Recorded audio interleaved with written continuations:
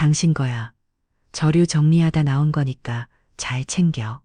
이혼 서류를 구청에 접수하고 나서는 길 전 남편이 건넨 크림색 봉투. 그 안에는 청첩장이 들어 있었고 신랑 이름에 박재아, 내 남편 이름이 적혀 있었습니다. 그리고 또 보인 다른 이름. 숨이 멎을 것 같았습니다. 매일 마음을 흔드는 이야기 하나씩 전해드립니다. 좋아요, 구독, 알림 설정은 언제나 무료니까요. 사연들을 쉬면서 마음에 닿았다면 살짝 응원 부탁드립니다. 그럼 오늘의 사연 시작합니다. 결혼한 지 20회 되던 봄날이었습니다. Hey. 장롱 깊숙이 넣어둔 결혼 사진을 꺼내들었죠. 먼지가 수북이 쌓인 액자 속에서 잘못 날에 나는 환하게 웃고 있었습니다. 하지만 그 웃음은 거짓이었어요. 사진을 찍던 그날도 우린 싸우고 있었거든요. 남편 박재아는 사람 좋기로 소문난 사람이었습니다. 말수가 적고 온화한 성격이었죠. 처음엔 그 조용함이 좋았어요. 시끄러운 세상에서 유일하게 쉴 수 있는 곳 같았거든요. 하지만 시간이 지나면서 그 침묵은 나를 점점 더 외롭게 만들었습니다. 결혼 2년차 병원에서 돌아온 남편이 무거운 입을 열었습니다. 애는 어렵게 때 무정자증 진단을 받고 온 날이었죠. 나는 그의 손을 꼭 잡으며 말했습니다. 그래도 괜찮아. 난 당신만 있으면 돼. 그때는 정말 진심이었어요. 아이가 없어도 둘이서 행복하게 살 수 있을 거라 믿었거든요. 하지만 그 믿음은 오래 가지 못했습니다. 남편은 점점 더 말이 없어졌고 나는 그 침묵 속에서 혼자 대화하고 혼자 웃고 혼자 울었죠. 아침에 일어나면 각자의 방에서 나와 식탁에 앉았고 밥을 먹는 동안 우린 한마디도 나누지 않았습니다. 저녁이 되면 또 각자의 방으로 들어갔죠. 언제부터였을까요? 우리 사이에 당신이라는 호칭조차 사라진 게 서로를 부를 일이 없으니 호칭도 필요 없었습니다. 가끔 무언가를 전달해야 할 때는 문자를 보냈죠. 같은 집에 살면서도 문자로 대화하는 부부라니 생각해보면 참 우스운 일이었습니다. 시댁에서는 아이 얘기가 나올 때마다 남편이 먼저 나서서 막아주었습니다. 저희 결정이니까 더 이상 말씀하지 마세요. 그럴 때면 고마웠죠. 하지만 그 고마움도 잠시, 집에 돌아오면 또 다시 무거운 침묵만이 우리를 감쌌습니다. 친구들은 부부 여행을 가자고 했지만 우린 매번 핑계를 댔습니다. 같이 여행을 간다는 게 상상이 안 됐거든요. 둘이서 뭘 하며 시간을 보낼지, 무슨 대화를 나눌지 막막했습니다. 그렇게 우린 점점 더 멀어져 갔죠. 어느 날 문득 깨달았습니다. 우리는 이미 오래전부터 남남이었다는 걸 법적으로만 부부일 뿐, 마음은 이미 각자의 길을 가고 있었던 거죠. 이혼은 어쩌면 우리에게 가장 자연스러운 선택이었는지도 모릅니다. 그날도 결혼 사진을 보며 한참을 앉아 있었습니다. 20년 전 그날 우리는 무엇을 꿈꾸며 결혼했을까요? 아마도 평범한 행복을 꿈꿨겠죠. 아이들과 함께하는 따뜻한 가정, 나이 들어서도 손잡고 산책하는 부부. 하지만 현실은 너무나 달랐습니다. 결혼 사진을 다시 장롱 속에 넣으며 생각했습니다. 이제는 정말 끝날 때가 됐다고, 더 이상 서로를 묶어둘 이유가 없다고, 그렇게 나는 이혼을 결심했습니다. 아니, 어쩌면 우리 둘 다 오래전부터 마음속으로는 이미 결정하고 있었는지도 모르겠습니다. 이혼 서류를 구청에 접수하고 나서는 길이었습니다. 20회 동안 함께했던 결혼 생활이 단 몇 분 만에 끝났다는 게 실감이 나지 않았죠. 박지아는 앞서 걸어가다가 갑자기 멈춰서 가니 가방에서 크림색 봉투를 꺼냈습니다. 이건 당신 거야. 서류 정리하다 나온 거니까 잘 챙겨. 그는 내 손에 봉투를 건네며 짧게 말했습니다.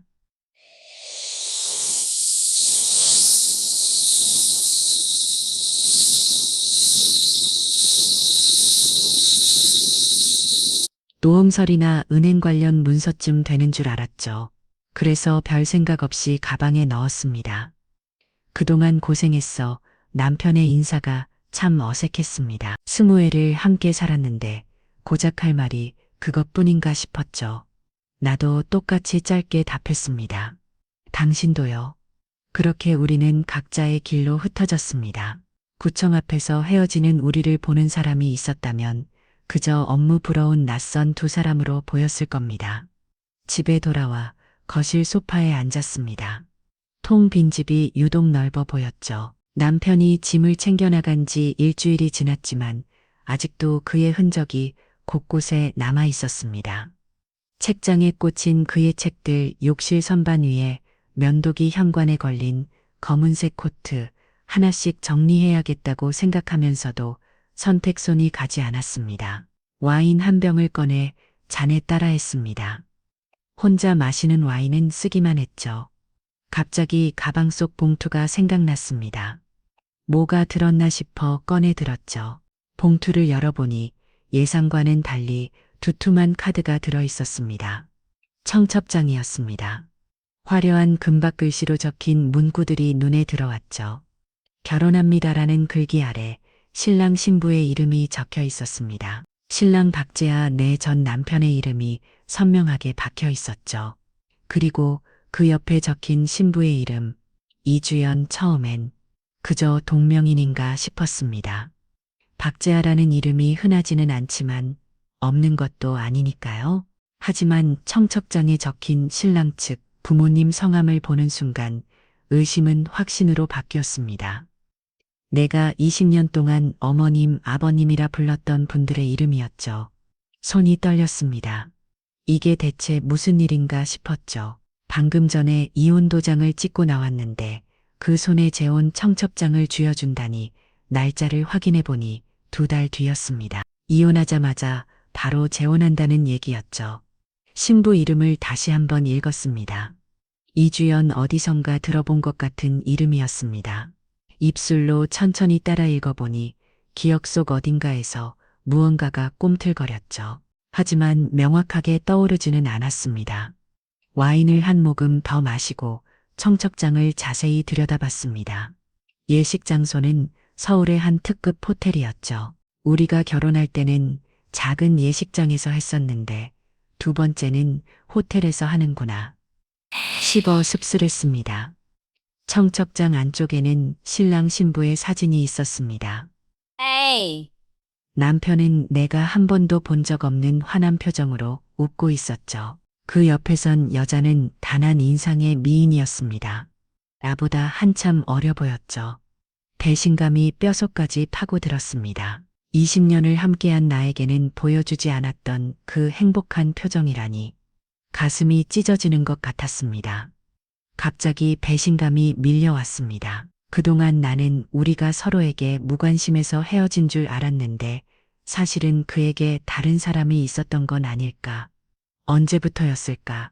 그 여자를 언제부터 만났을까? 혹시 내가 모르는 사이에 오래전부터 관계를 이어온 건 아닐까? 휴대폰을 꺼내 이주연이라는 이름을 검색했습니다. 동명이인이 많았지만 사진과 대조해 가며 찾아보니 그녀를 찾을 수 있었죠. 심리상담사이자 여성 자기계발 작가라고 나와 있었습니다. 그의 유명한 사람인 것 같았어요. 저서도 여러 건 있었고 방송 출연 경력도 있었죠.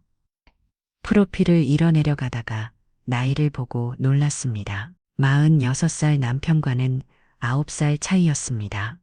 그녀의 SNS를 찾아 들어가 봤습니다. 밝고 긍정적인 글들이 가득했죠. 행복한 일상을 공유하는 사진들도 많았습니다. 스크롤을 내리다가 한계심을 해서 멈췄습니다. 오래 기다렸고 이제야 따뜻한 사람 곁으로 갑니다. 나라는 글과 함께 웨딩드레스를 입은 사진이 올라와 있었죠. 댓글들은 축하 인사로 가득했습니다. 계속 지난 게시물들을 살펴보니 몇 달 전부터 누군가와 연애하고 있다는 암시가 곳곳에 있었습니다. 오늘도 고마운 사람과 함께 누군가를 기다리는 시간도 행복합니다. 같은 글들이었죠. 시기를 따져보니 우리가 아직 이혼하기 전이었습니다.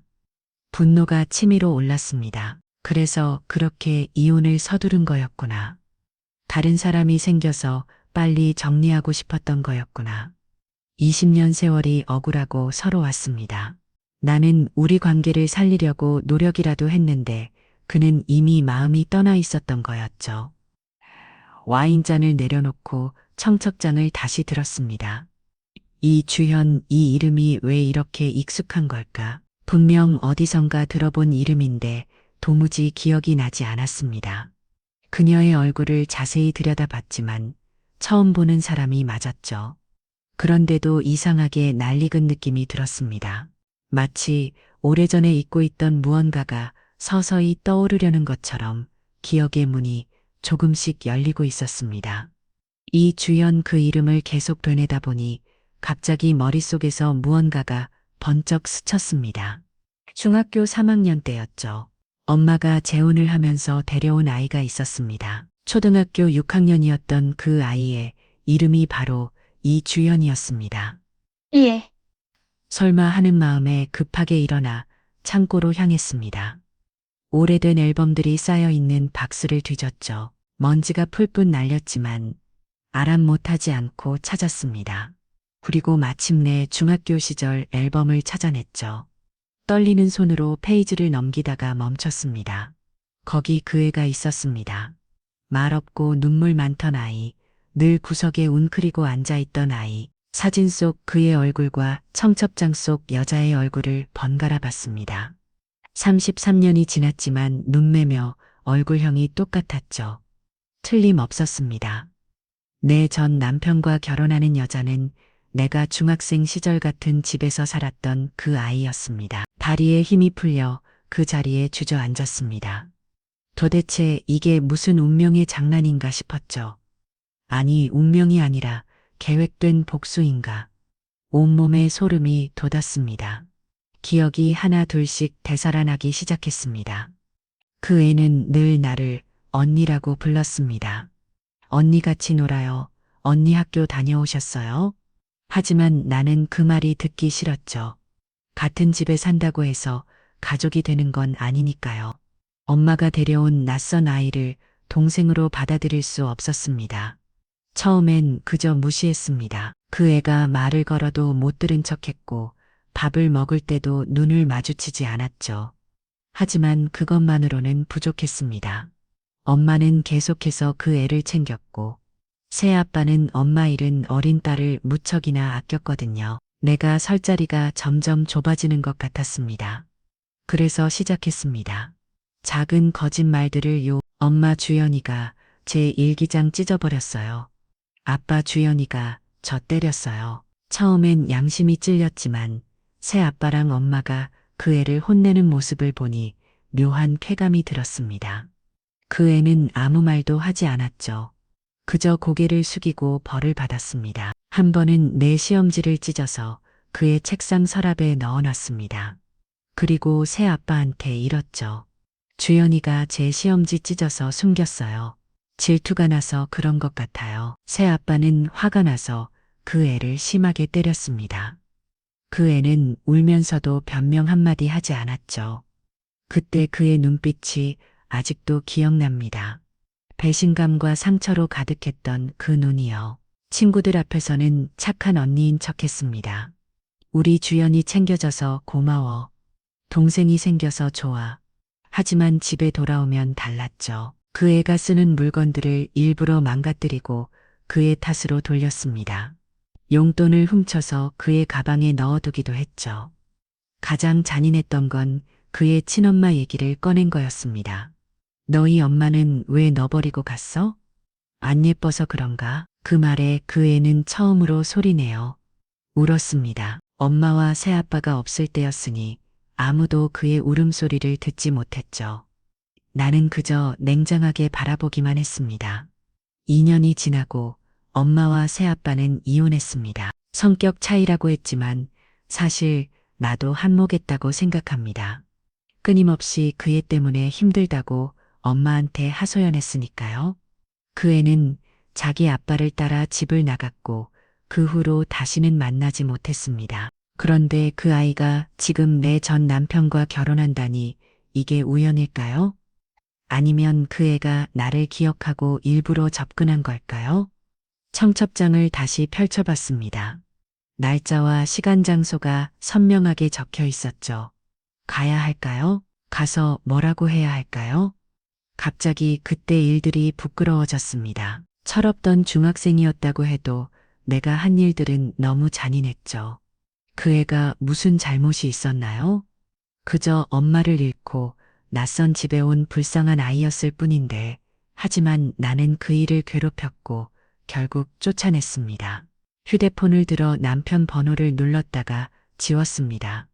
뭐라고 물어봐야 할지 모르겠었거든요. 혹시 내 새 신부가 누군지 알고 있니? 그 애가 내 옛날 동생이었다는 걸 알아? 이런 말을 할 수도 없었죠. 와인을 한 잔 더 따르며 생각에 잠겼습니다. 만약 이 주연이 나를 기억하고 있다면 이 결혼이 단순한 사랑이 아닐 수도 있겠다는 생각이 들었습니다. 그에게 내가 했던 일들을 떠올리면 복수를 한다고 해도 이상할 게 없었으니까요.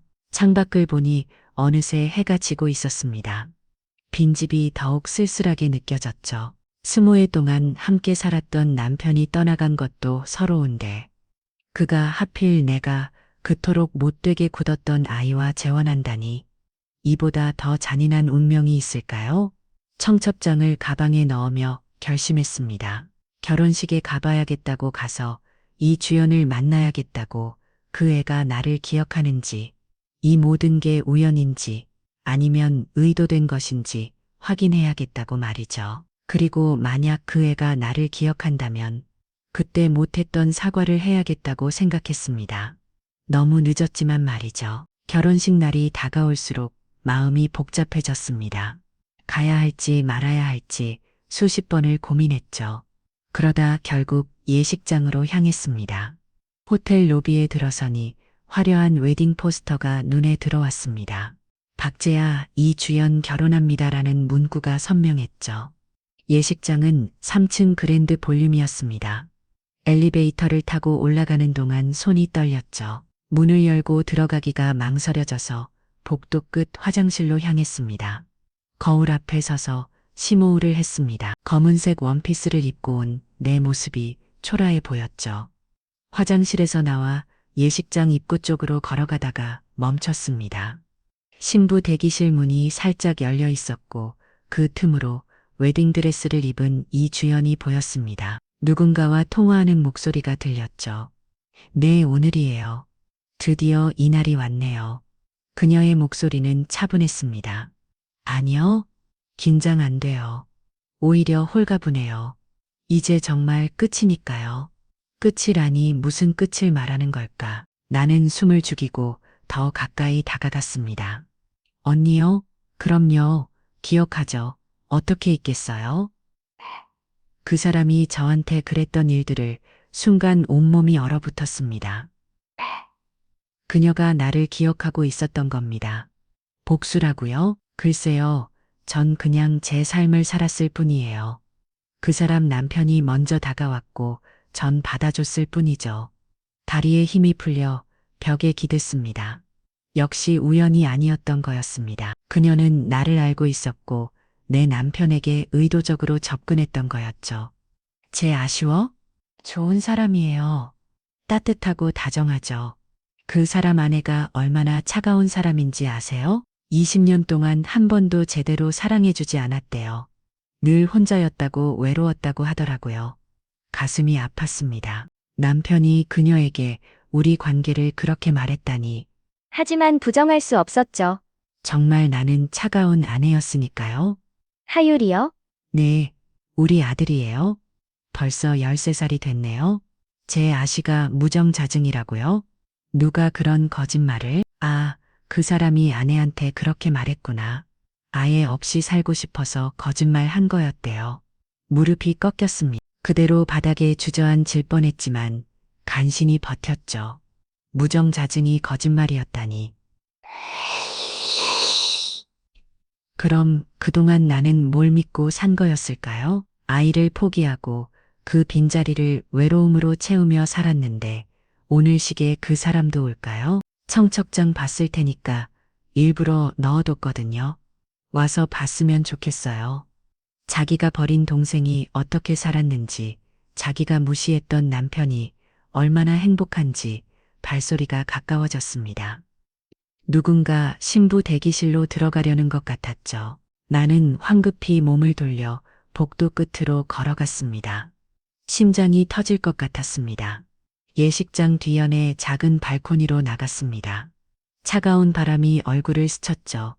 13살이라고 했습니다. 거꾸로 계산해보니 우리가 결혼한 지 7년째 되던 해였습니다. 그때 남편은 자주 야근한다고 했었죠. 출장도 많았고요. 그 시간들이 모두 거짓이었던 겁니다. 담배를 피우고 싶었지만 끊은 지 오래였죠. 대신 차가운 공기를 깊이 들이마셨습니다. 이제 어떻게 해야 할까요? 그냥 돌아갈까요? 아니면 들어가서 모든 걸 밝힐까요? 휴대폰이 울렸습니다. 모르는 번호였죠.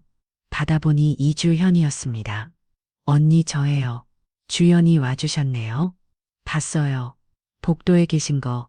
들어오세요. 얘기하고 싶어요. 어떻게 내 번호를 재하 씨한테 들었어요? 비상 연락처로 저장도 있더라고요. 아직 안 지우셨나 봐요. 전화를 끊고 예식장으로 들어갔습니다.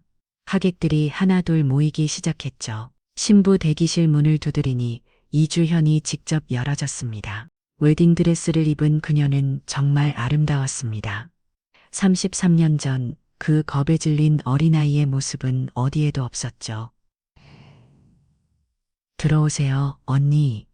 그녀의 미소는 담담했습니다. 오랜만이네요. 잘 지내셨어요? 대기실엔 우리 둘뿐이었습니다. 나는 소파에 앉아 그녀를 올려다봤죠. 무슨 말부터 해야 할지 몰라 한참을 침묵했습니다. 미안하다고 하려고 왔어요. 주연이 비웃듯 말했습니다. 그보다 묻고 싶은 게 있어. 내 남편을 빼앗는 게 그렇게 통쾌했어. 남편을 빼앗았다고요? 그녀가 코웃음을 쳤습니다. 언니가 버린 걸 제가 좋은 거죠. 20년 동안 제대로 사랑도 못 해주고서 뭐라고? 내가 언제 버렸다고 그래. 목소리가 높아졌습니다. 그쪽이 먼저 바람 피우고 아이까지 만들어 놓고선 바람이요? 언니가 먼저 남편을 밀어냈잖아요. 차갑게 대하고 대화도 안 하고 그 사람이 얼마나 외로워했는데요. 그래서 뭐 불쌍한 남편 구해준 거야? 아니면 33년 전 그 일에 대한 복수 둘 다예요. 이주현이 일어서면 말했습니다.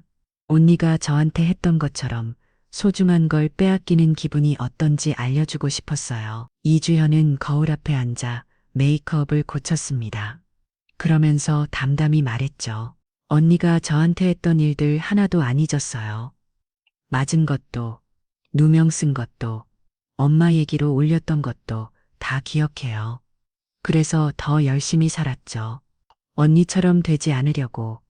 그래서 재해를 선택한 거야? 복수하려고. 처음엔 그랬어요. 언니 남편이라는 걸 알고 일부러 접근했죠. 하지만 시간이 지나면서 진짜 사랑하게 됐어요. 그 사람도 날 사랑하고요. 언니가 주지 못한 걸 내가 줬고, 언니가 받지 못한 걸 내가 받았어요. 아이 얘기를 꺼내고 싶었지만 참았습니다. 이미 들은 걸 또 확인할 필요는 없었으니까요. 축하해 일어서면 말했습니다. 행복하게 살아 언니도요. 그녀가 뒤에서 말했습니다. 이제 자유잖아요. 언니도 행복 찾으세요. 대기실을 나와 예식장을 빠져나왔습니다. 엘리베이터를 기다리는데 누군가 내 이름을 불렀죠. 돌아보니 남편 아니. 이제는 전 남편인 박재아가 서 있었습니다. 턱시도를 입은 그는 낯설어 보였습니다. 대기실을 나와 예식장을 빠져나왔습니다. 엘리베이터를 기다리는데 누군가 내 이름을 불렀죠. 돌아보니 박재아가 서 있었습니다. 턱시도를 입은 그는 낯설어 보였습니다. 정은영 그가 다가왔습니다. 와줘서 고마워 고맙긴. 뭐가 고마워 차갑게 말했습니다. 청첩장에 일부러 넣었다며 구경하라고. 그건 주연이가 그가 말을 흐렸습니다. 무적자증이라고 거짓말한 이유가 뭐야? 반도직입적으로 물었습니다. 아예 안 낳고 싶어서. 아니면 이미 다른 여자한테 아이가 있어서 박재아의 얼굴이 굳었습니다. 들었구나, 13살이라며 당신 아들 목소리가 떨렸습니다.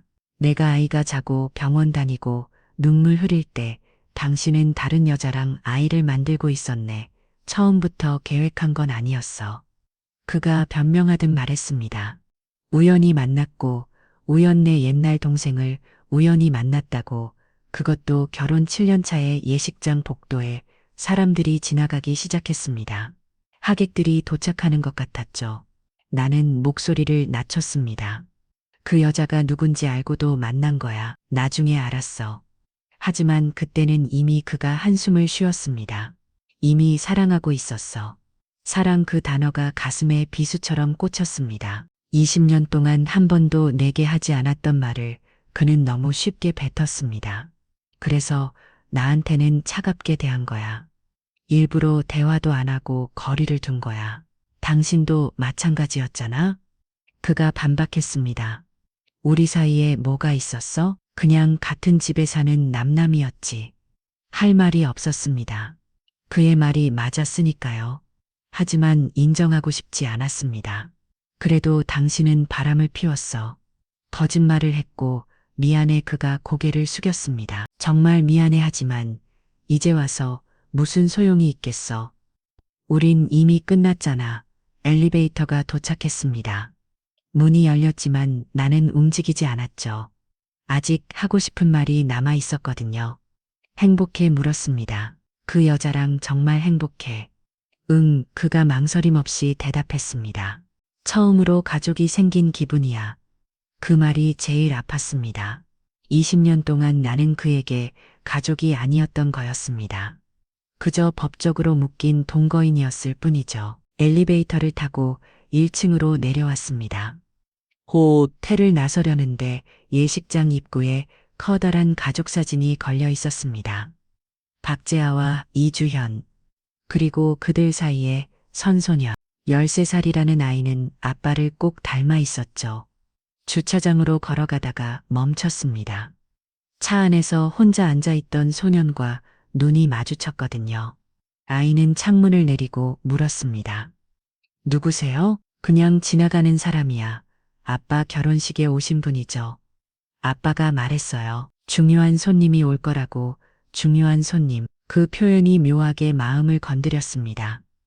나는 이제 손님이었던 거죠. 엄마가 긴장하고 있어요. 아이가 말을 이었습니다. 옛날에 아는 사람이 온다고 하니까요. 누구예요? 옛날에 같이 살았던 사람이야. 솔직하게 대답했습니다. 아, 아빠 전 부인이구나. 아이가 고개를 끄덕였습니다. 아빠가 말했어요. 좋은 사람이었다고. 단지 서로 안 맞았을 뿐이라고. 좋은 사람, 그 평가가 위로가 될 줄 알았는데 오히려 더 서글펐습니다. 좋은 사람이었지만 사랑할 수 없었던 사람. 그게 내 20년의 유약이었던 거죠. 결혼식 안 보고 가세요? 아이가 물었습니다. 봐야 할 이유가 없어서. 엄마가 예쁘거든요. 오늘 특히 더 예뻐요. 그래, 내 엄마는 예쁜 사람이야. 인정할 수밖에 없었습니다. 아빠랑 행복하게 살아. 차에 올라타 시동을 걸었습니다. 백미러로 보니 아이가 손을 흔들고 있었죠. 나도 모르게 손을 들어 인사했습니다. 그 아이에게는 아무 죄가 없었으니까요. 호텔을 빠져나오면서 결혼식장을 한 번 더 올려다봤습니다. 3층 창문 너머로 하객들이 북적이는 게 보였죠. 곧 식이 시작될 것 같았습니다. 박재아와 이주연이 부부가 되는 순간, 그리고 내가 완전히 과거가 되는 순간이었죠. 차를 몰고 집으로 향했습니다. 라디오에서는 축하 노래가 흘러나왔죠. 채널을 돌렸지만 어디서나 사랑 노래뿐이었습니다. 결국 라디오를 꺼버렸습니다. 신호등에 멈춰서서 생각했습니다. 이주연의 복수는 성공한 것 같았죠. 내가 어린 시절 그녀에게서 빼앗았던 것들을 그녀는 고스란히 되찾았으니까요. 가족도 사랑도 행복도, 그리고 나는 모든 걸 잃었습니다. 하지만 이상하게도 후련한 마음이 들었습니다. 20년 동안 질지고 있던 무거운 짐을 내려놓은 기분이었을까요? 이제 정말 끝이었습니다. 박재아와의 인연도 이주연과의 악연도 집에 도착해서 현관문을 열었습니다. 텅 빈 거실이 반겨졌죠. 소파에 앉아 천장을 올려다봤습니다. 50년 인생에서 처음으로 완전히 혼자가 된 기분이었습니다. 그때 휴대폰이 울렸습니다. 친구 수진이었죠. 은영아, 오늘 뭐해? 같이 저녁 먹을래? 그래, 좋아. 무슨 일 있어? 목소리가 이상한데. 아니야, 괜찮아. 어디서 볼까? 전화를 끊고 일어났습니다. 화장을 고치고 옷을 갈아입었죠. 거울 속 내 모습은 조금 초췌했지만 그래도 아직 살아 있었습니다. 50세, 아직 늦지 않은 나이였죠. 이제부터 진짜 내 인생을 시작해도 되는 나이였습니다. 수진과 만나기로 한 레스토랑에 도착했습니다. 창가 자리에 앉아 와인을 주문했죠. 수진은 내 얼굴을 보자마자 뭔가 있었다는 걸 눈치챘습니다. 무슨 일 있었구나. 얼굴에 다 써 있어. 재아 결혼식에 다녀왔어. 와인을 한 모금 마시며 말했습니다. 뭐 그 인간이 벌써 재혼을. 수진이 눈을 동그랗게 떴습니다. 이혼한 지 얼마나 됐다고. 신부가 누군지 알아. 청첩장을 꺼내 보여줬습니다. 이주연, 내가 중학생 때 같이 살았던 애야. 수진의 입이 벌어졌습니다. 그애 내가 그렇게 괴롭혔다던 기억하는구나. 당연하지. 내가 얼마나 죄책감에 시달렸는데. 근데 그 애가 내 남편이랑 결혼한다고. 사실 수진은 내가 그때 이주연에게 했던 일들을 다 알고 있었습니다.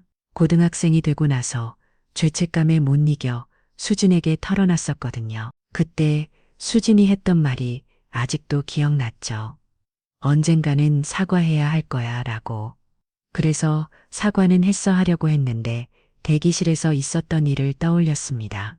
서로 싸우기만 했어. 그 애는 복수했다고 했고 복수라. 수진이 한숨을 쉬었습니다. 근데 이 애가 간에 내가 그때는 정말 심했으니까 인정할 수밖에 없었습니다. 내가 초등학생 소녀에게 했던 일들은 정당화될 수 없었으니까요. 더 충격적인 건 있어. 와인잔을 내려놓으며 말했습니다. 잠언, 이용이 말아먹었습니다. 재아가 무적자증이 아니었어. 거짓말이었대. 이주연이랑 사이에 13살짜리 아들도 있어. 뭐라고 수진이 소리쳤습니다. 그 나쁜 놈이 진짜로 그런 바람 피운 거잖아. 그것도 결혼 7년 차부터. 수진이 내 손을 잡았습니다. 은영아, 너무 속상하겠다. 눈물이 날 것 같았지만 참았습니다. 이미 충분히 울었으니까요. 집에 돌아오는 차 안에서 혼자 엉엉 울었거든요. 근데 이상해. 수진이 고개를 겨우 탔습니다. 그 이주연이라. 내가 어떻게 내 남편을 만났을까? 우연이었을까? 처음엔 의도적으로 접근했대. 복수하려고. 근데 나중에 진짜 사랑하게 됐다고. 와, 무서운 여자네. 30년을 기다려서 복수하더니 식사를 하면서도 계속 그날의 일들이 떠올랐습니다. 특히 주차장에서 만난 아이의 얼굴이 자꾸 눈앞에 아른거렸죠. 박재아를 꼭 닮은 그 아이의 내가 그토록 원했지만 가질 수 없었던 아이였습니다. 은영아, 수진이 조심스럽게 물었습니다. 이제 어떻게 할 거야? 뭘 어떻게 해? 그냥 사는 거지. 혼자서 왜 혼자 못 살 것 같아 억지로 웃어 보였습니다. 그게 아니라. 수진이 망설이다 말했습니다. 사실 소개해주고 싶은 사람이 있어. 됐어. 아직은 그런 거 생각하고 싶지 않아. 알았어. 근데 언제든 마음이 바뀌면 말해. 정말 좋은 사람이거든. 레스토랑을 나와 집으로 돌아왔습니다. 현관문을 열고 들어서는데 갑자기 이상한 느낌이 들었죠. 뭔가 달라진 것 같았습니다. 현관문 앞 바닥에 봉투가 하나 놓여 있었습니다. 분명 나갈 때는 없었는데 가까이 가서 보니 정은영 쉽게라고 적혀 있었죠. 이주현의 필체였습니다. 봉투를 열어보니 편지가 들어 있었습니다. 언니 결혼식장에서는 제대로 인사도 못 들었네요. 사실 하고 싶은 말이 많았는데 감정이 앞서서 엉뚱한 말만 했어요. 이 편지를 쓰는 이유는 한 가지예요. 그때 일에 대해 용서한다고 말하고 싶어서요. 손이 떨렸습니다. 계속 읽어내려 갔죠. 처음엔 정말 복수하고 싶었어요. 언니가 저한테 했던 것처럼 소중한 걸 빼앗고 싶었죠. 그래서 일부러 재하 씨에게 접근했어요. 하지만 시간이 지나면서 깨달았어요. 복수로는 제 상처가 치유되지 않는다는 거예요. 재하 씨를 진심으로 사랑하게 된 것도 하유리를 낳은 것도 복수가 아니라 제 선택이었어요. 언니를 괴롭히려고 한 게 아니라 제가 행복해지고 싶어서 한 선택이었죠. 오늘 언니를 보니까 옛날 생각이 많이 났어요.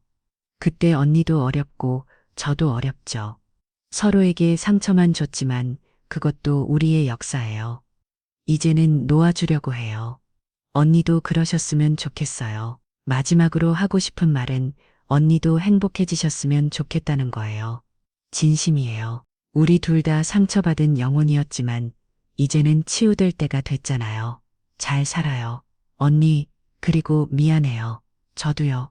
편지를 다 읽고 나니 눈물이 흘렀습니다. 복수라고 생각했던 그녀의 행동이 사실은 자신의 행복을 찾아가는 과정이었다니, 그리고 그 과정에서 나를 용서하기까지 했다니, 편지를 내려놓고 창밖을 바라봤습니다. 어두운 밤 안에 별이 반짝이고 있었죠. 문득 깨달았습니다. 주운한 제온제가 이 주연이 나를 용서한 것처럼 나도 나 자신을 용서해야 한다는 걸, 과거의 잘못도 실패한 결혼 생활도 모든 걸 용서하고 놓아줘야 한다는 걸 핸드폰을 꺼내 메시지를 썼다가 지웠습니다. 그리고 혼자 말처럼 중얼거렸죠. 편지 잘 받았어. 고마워. 너도 행복하게 살아. 진심으로 축복해. 전송 버튼을 누르고 나니 마음이 한결 가벼워졌습니다. 20년의 결혼 생활도 33년 전에 죄책감도 이제는 모두 과거가 되었습니다. 소파에 앉아 와인을 한 잔 더 따라왔습니다. 혼자 마시는 와인이 오늘은 그리 쓰지 않았죠. 오히려 달콤하기까지 했습니다. 새로운 시작을 축하하는 건 배주 같았거든요. 그날 밤은 잠이 오지 않았습니다. 이 주연의 편지를 몇 번이고 다시 읽었죠. 용서한다는 그 한마디가 가슴 깊이 박혔습니다. 새벽 2시가 넘어서야 겨우 잠이 들었는데 꿈속에서 과거로 돌아갔습니다. 12살의 이주연이 울고 있었습니다. 내가 일기장을 찢었다고 거짓말한 날이었죠. 새 아빠가 화를 내며 그 애를 때렸고 나는 방문 틈으로 그 광경을 지켜봤습니다. 그때 그 애와 눈이 마주쳤던 기억이 생생했습니다. 배신감과 절망으로 가득한 그 눈빛을 아침에 일어나니 머리가 무거웠습니다. 커피를 내리며 생각했죠. 이제 정말 새로운 삶을 시작해야 한다고. 50세라는 나이가 늦은 건 아니니까요. 그때 문자가 왔습니다. 모르는 번호였죠. 정은영 아주머니, 저 하율이에요. 어제 주차장에서 만났던, 혹시 시간 되시면 만날 수 있을까요? 여쭤보고 싶은 게 있어서요. 박재아의 아들, 이주연의 아들인 그 아이가 왜 나를 찾는 걸까? 망설이다가 답장을 보냈습니다. 그래, 어디서 만날까? 약속 장소는 학교 근처 카페였습니다. 초등학생인 하유리는 생각보다 의젓해 보였죠. 박재아를 닮은 얼굴이지만 눈빛은 이주연을 닮아 깊이가 있었습니다. 와주셔서 감사해요. 하유리가 고개를 숙였습니다. 무슨 일이니? 부모님은 아시고. 아니요, 제가 혼자 연락드린 거예요. 아이가 망설이다가 입을 열었습니다. 사실 엄마한테 들었어요. 아주머니가 엄마의 옛날 언니였다고요. 그래, 맞아. 그리고 아빠의 전 부인이기도 하고요. 고개를 끄덕였습니다. 이 아이가 무엇 알고 싶어 하는지 대충 짐작이 갔죠. 저 때문에 이혼하신 건가요? 하유리가 조심스럽게 물었습니다. 제가 태어나서 아니야 단호하게 말했습니다. 너 때문이 아니야. 어른들의 문제였어. 정말요? 엄마는 늘 미안해 하거든요. 자기 때문에 한 가정이 깨졌다고 마음이 아팠습니다. 이주연도 나름대로 죄책감을 갖고 살았던 거였군요. 하유라, 잘 들어. 아이의 눈을 똑바로 봤습니다. 내 엄마와 아빠가 만난 건 운명이었어. 내가 아빠와 잘 지냈다면 그런 일은 없었겠지. 하지만 우리는 이미 오래전부터 부부가 아니었어. 그저 한 집에 사는 남남이었을 뿐이야. 그리고 내가 태어난 건 축복이야. 절대 미안해할 일이 아니지. 알겠니? 하유리가 고개를 끄덕였습니다. 그런데 뭔가 더 하고 싶은 말이 있는 것 같았죠. 또 궁금한 게 있니? 엄마가요. 가끔 악몽을 꿔요. 아이가 말했습니다. 어릴 때 일 때문에 누군가한테 맞고 억울한 일을 당하는 꿈이래요. 가슴이 철렁 내려앉았습니다. 33년이 지났는데도 이주연은 아직도 그때의 상처를 안고 있었던 거였습니다. 그래서 제가 엄마한테 물어봤어요. 누가 그랬냐고 그랬더니 엄마가 아주머니 얘기를 해줬어요. 옛날에 같이 살았던 언니가 있었다고. 어린 마음에 서로 상처를 줬다고. 맞아. 내가 내 엄마한테 못되게 그렸어. 정말 미안한 일이야. 엄마는 용서했다고 했어요. 그런데 하유리가 잠시 멈췄다가 말을 이었습니다. 제가 보기엔 엄마가 아직도 그때 일로 힘들어하는 것 같아요. 그래서 혹시 아주머니가 엄마한테 한 번 더 사과해 주실 수 있을까 해서요. 제대로요. 13살 아이의 부탁이었지만 가볍지 않았습니다. 자기 엄마를 위해 이런 부탁을 하러 온 아이의 마음이 깊을 가면서도 안쓰러웠죠. 알았어. 내 엄마를 만나볼게. 정말요? 감사합니다. 하유리가 환하게 웃었습니다. 그 미소가 박지아를 닮아서 괜히 마음이 쨍했죠. 카페를 나와 집으로 돌아오는 길에 많은 생각이 들었습니다. 이주연이 나를 용서했다고 편지했었지만 정말로 마음의 상처가 다 아무건 아니었나 봅니다. 어쩌면 진정한 화해는 이제부터 시작인지도 모르겠다는 생각이 들었죠. 집에 도착하자마자 이주연에게 전화를 걸었습니다. 신호음이 길게 이어지다가 그녀의 목소리가 들렸죠. 여보세요? 나야, 정은영. 네. 당황한 기색이 역력했습니다. 무슨 일이세요? 만나서 얘기하고 싶어. 시간 될 때 연락처 전화를 끊고 나니 가슴이 두근거렸습니다. 33년 만에 제대로 된 화해를 하게 될지도 모른다는 생각에 긴장이 됐죠. 며칠 후 이주연에게서 연락이 왔습니다. 한강 근처 조용한 차집에서 만나기로 했죠. 약속 시간보다 일찍 도착해서 기다렸습니다. 창밖으로 한강이 유유히 흐르고 있었습니다. 이주연이 들어왔습니다. 결혼식 대화는 달리 수수한 차림이었지만 여전히 단아했죠. 마주 앉은 우리는 한동안 말없이 차만 마셨습니다. 하유리가 찾아갔다고 들었어요. 이주연이 먼저 입을 열었습니다. 죄송해요. 제가 시킨 건 아니에요. 알아? 착한 아이더라. 엄마를 많이 생각하는 언니한테 무슨 말을 했나요? 내가 아직도 악몽을 꾼다고. 그때 일 때문에 이주연의 표정이 굳었습니다. 아이가 그런 얘기까지 했다는 게 당황스러운 모양이었죠.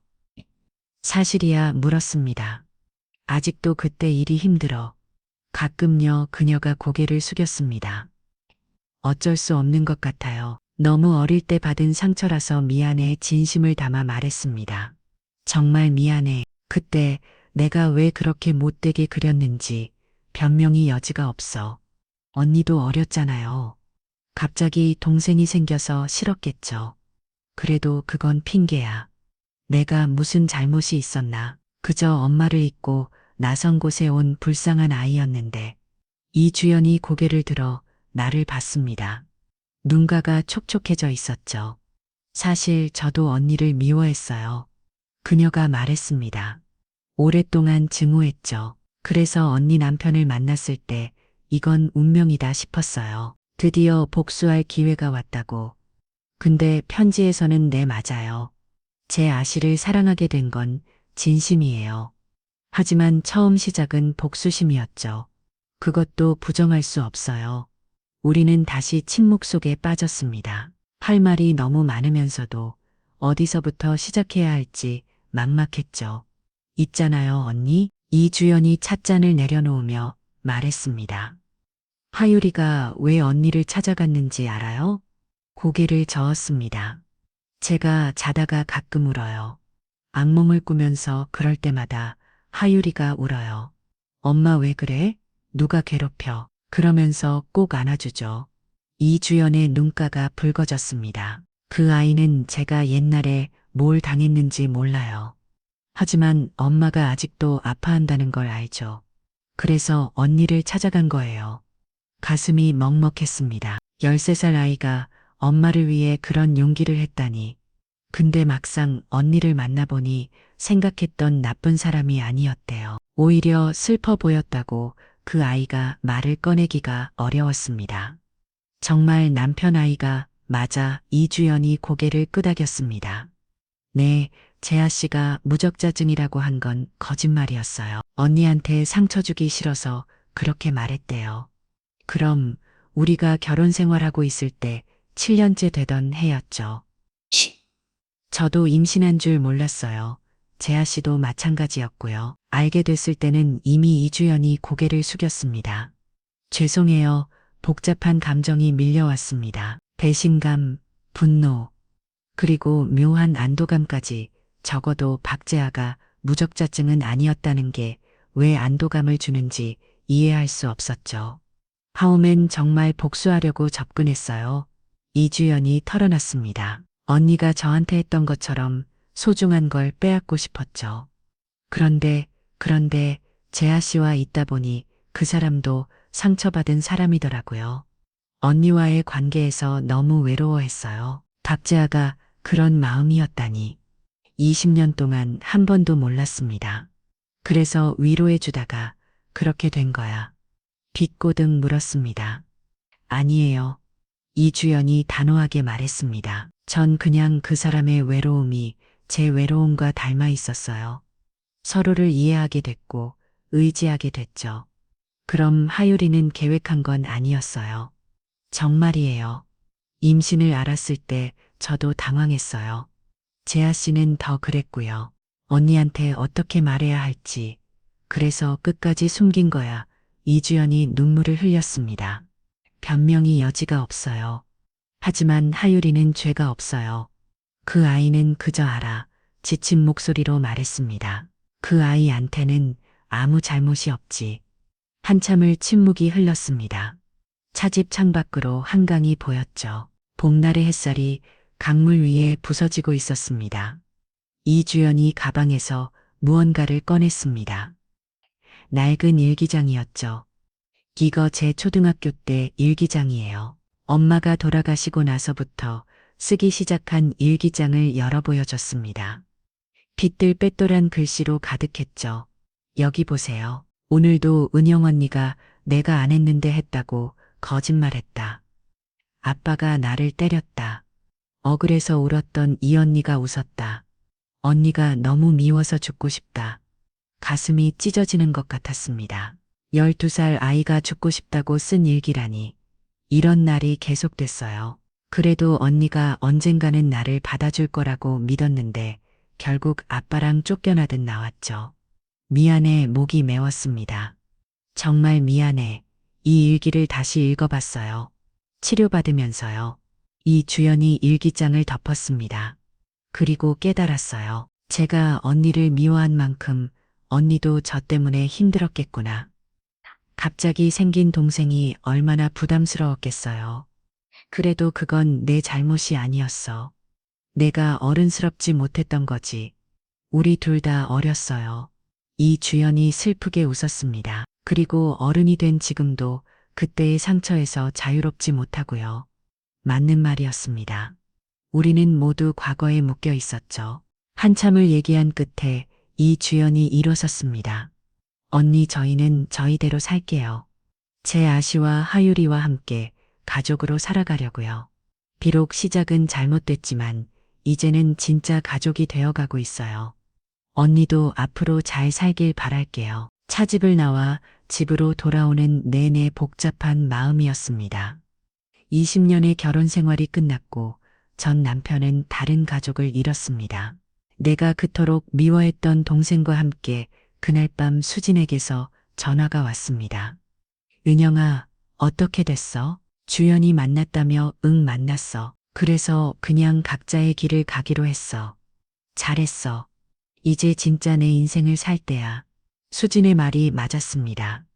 50세, 이제 진짜 내 인생을 시작할 때였죠. 몇 달이 지났습니다. 봄이 가고 여름이 왔죠. 나는 새로운 직장을 구했고 혼자 사는 법을 배워갔습니다. 처음엔 외로웠지만 점점 자유로움을 느끼게 됐습니다. 어느 날 우연히 거리에서 그들을 봤습니다. 박재아와 이주연, 그리고 하율이 세 사람은 손을 잡고 걸어가고 있었죠.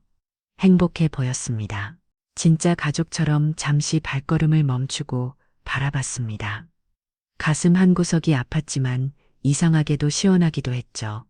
모든 게 제자리를 찾아간 것 같았거든요. 돌아서려는데 하율이와 눈이 마주쳤습니다.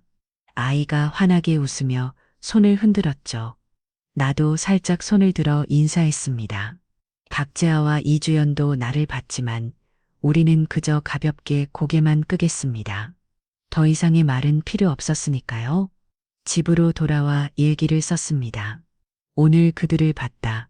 행복해 보였다. 나도 괜찮다. 아니, 점점 좋아지고 있다. 50년 인생에서 처음으로 온전히 나 자신으로 살고 있다. 외롭지만 자유롭고 아프지만 성장하고 있다. 과거는 과거일 뿐이다. 이주연을 괴롭혔던 일도 박자아와의 실패한 결혼도 모두 지나간 일이다. 중요한 건 지금이다. 그리고 앞으로 살아갈 날들이다. 내일은 수진이 소개해준 사람을 만나기로 했다. 기대되지는 않지만 그래도 새로운 만남이니까 50세에도 설렘이라는 게 있을까? 모르겠다. 하지만 시도해 볼 만한 가치는 있을 것 같다. 창밖을 보니 별이 밝게 빛나고 있었습니다. 인생의 절반을 살았지만 아직 절반이 남아 있었죠. 그 남은 절반을 어떻게 채워갈지는 이제 내게 달려 있었습니다.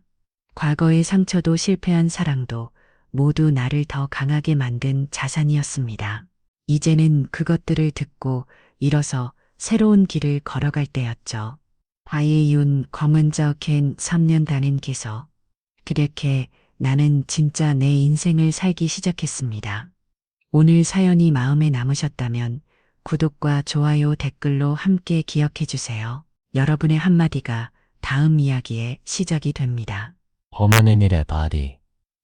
라이브 도민 봐준 거죠.